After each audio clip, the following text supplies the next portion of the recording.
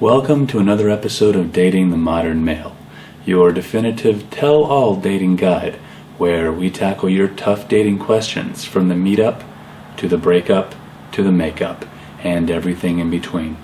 I'm your host, Mark Angel, and in this episode, we're going to devote the entire program to a letter from Stacy, who, having just started dating a new guy, wants to address the big question on her mind, and maybe yours too. Is he a player? So if you're ready, sit back, relax, and let's answer this letter.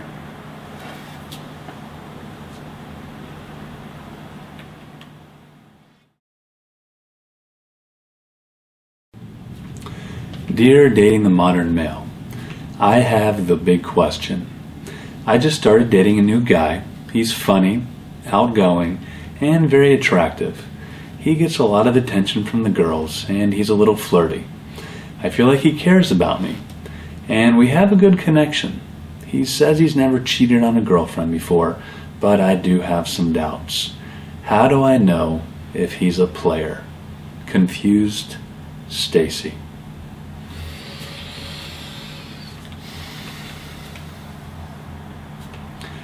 Dear Stacy, well, you are asking the big question that seems to be at the forefront of the dating scene these days, and certainly crosses every woman's mind at some point when she gets involved with a new guy, especially an overly social, attractive one.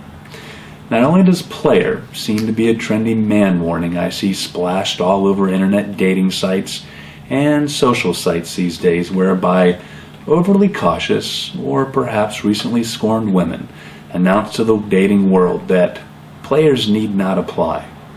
It seems to be equally emerging as a man badge of sorts, whereby locker room chit-chat and water cooler shop talk involving female exploits are used in proclaiming one's player status.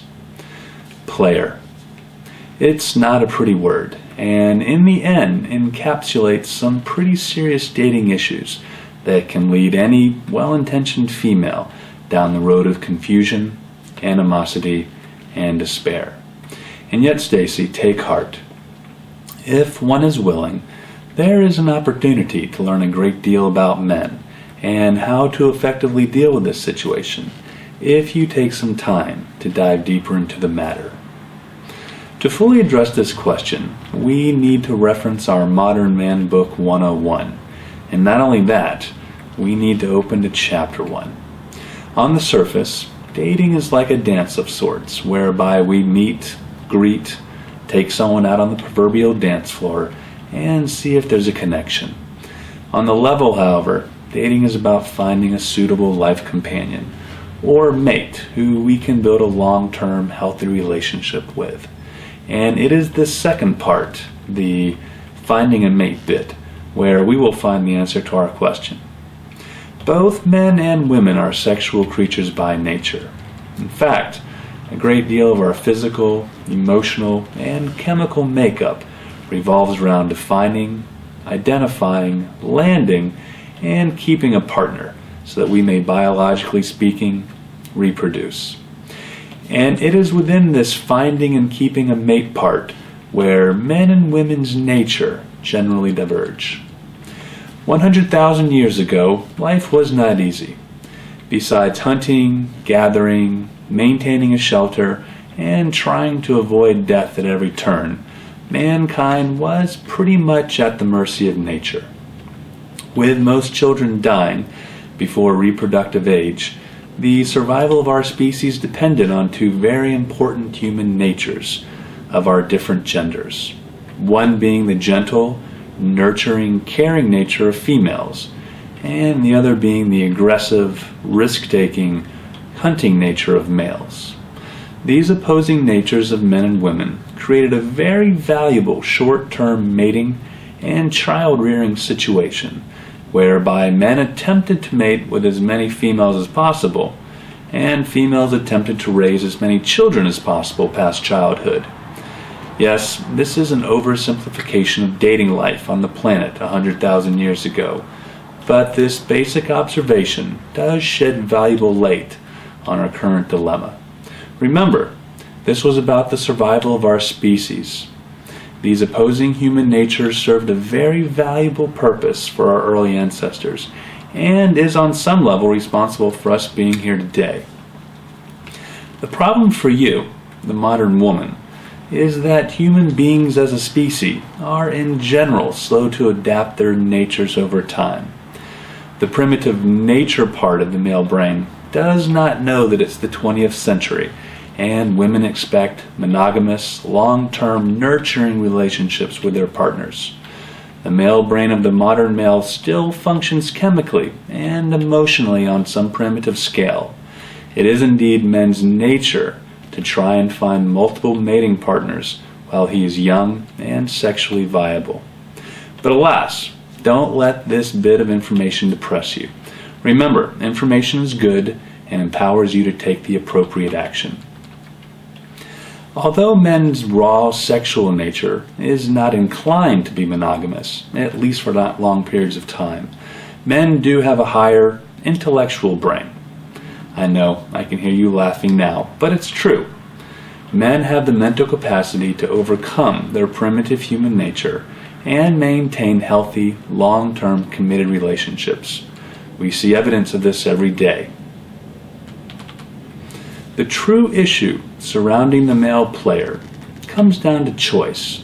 Choice on the part of the male not to engage in reckless, superficial relationships with multiple partners at one time. And this is where a knowledgeable female, and that is now you, Stacy, comes into play. You now know that on some level, all men have the capacity to be players, due in part to a once useful reproductive trait.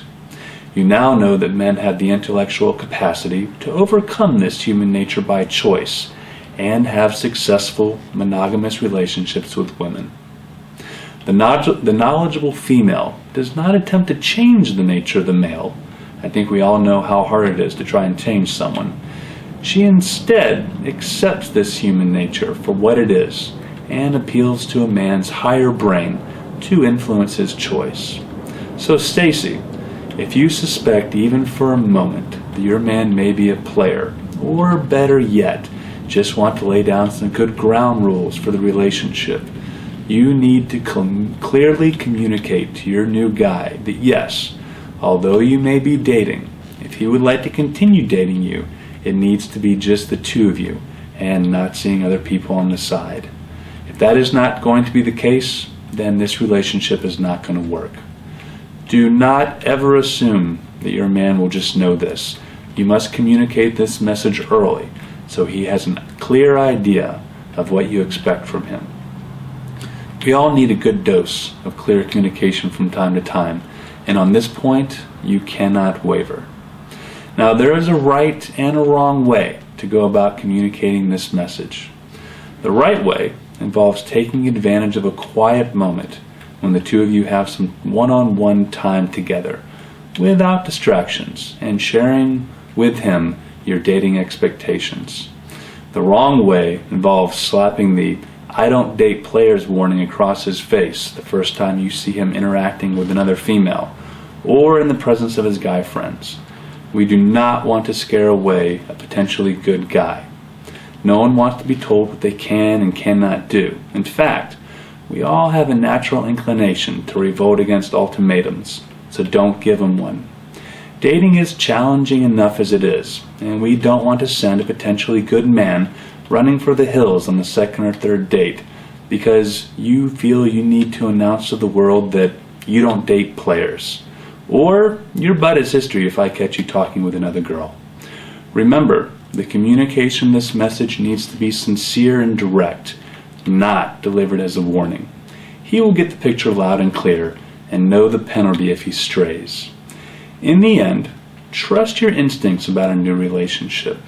Know that all men have in their nature, on some level, the capacity to be a player, and that you have the power to curb this behavior through good communication. Take heart, Stacy. Good female brain power can overcome basic male instincts any day of the week, and it is where I'll place my bet every single time. If after you communicate this message to your man, he does indeed turn out to be a player, Better to find out early and move on along. Stay strong, Stacy. Mark. Well, that wraps up another episode of Dating the Modern Male, where I hope you found some useful information for your dating life. And remember, I want to hear from you. You can send me your questions, comments, stories, and letters via my blog at datingthemodernmale.blogspot.com. There you can also catch up on previous episodes of the show, find links to some of my favorite dating resources, take our Dating the Modern Male survey of the week, or just drop me a line. So thank you again for tuning in, and always remember, stay true to yourself. Don't settle for anything less than what you want out of a relationship. And dating is fun, so go out and have some. Good night.